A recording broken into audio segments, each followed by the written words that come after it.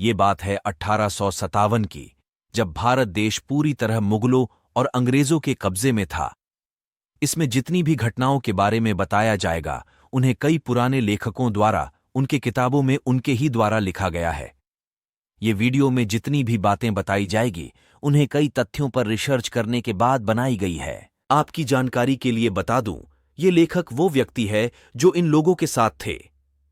M.K. Singh द्वारा लिखित encyclopedia of Indian war of independence, ISBN 8126137459 का 13वां खंड इसे विस्तार से बताता है। नेहरू गांधी राजवंश की शुरुआत गयासुद्दीन गाजी नाम के मुगल व्यक्ति से होती है। वह मुगल शासन के तहत 1857 के विद्रोह से पहले दिल्ली के शहर कोतवाल यानी पुलिस अधिकारी थे। 1857 में दिल्ली पर कब्जा करने के बाद गदर के वर्ष में अंग्रेज हर जगह मुगलों का कत्लेआम कर रहे थे। अंग्रेजों ने गहन तलाशी ली और प्रत्येक मुगल को मार डाला ताकि भविष्य में दिल्ली की गद्दी का कोई दावेदार न रह जाए। दूसरी ओर हिंदुओं को अंग्रेजों द्वारा तब तक निशाना नहीं बनाया गया जब तक कि पिछले संबंधों के कारण अलग थलग हिंदू मुगलों के पक्ष में नहीं पाए गए। इसलिए कई मुसलमानों के लिए हिंदू नाम अपनाना प्रथा बन गया। इसलिए गयासुद्दीन गाजी, शब्द का अर्थ काफिर हत्यारा है, ने एक हिंदू नाम गंगाधर नेहरू अपनाया और इस तरह छल से अपनी जान बचाई। गयासुद्दीन गाजी स्पष्टतः लाल किले के निकट एक नहर या नेहर के किनारे निवास करता था। इस प्रकार उन्होंने पारिवारिक नाम के रूप में नेहरू नाम अपनाया। दुनिया भर में हमें गंगाधर के अलावा कोई भी वंशज नहीं मिलता है जिसका उपनाम नेहरू हो।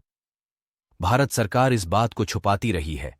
शहर कोतवाल आज के पुलिस कमिश्नर जैसा महत्वपूर्ण पद था। मुगल अभिलेखों से ऐसा प्रतीत होता है कि वहां कोई भी हिंदू कोतवाल नियुक्त नहीं था। उस पद पर किसी हिंदू को नियुक्त किया जाना बेहद असंभव था। ऐसे महत्वपूर्ण पदों पर अनिवार्य रूप से केवल विदेशी वंश के मुसलमानों को ही नियुक्त किया जाता था।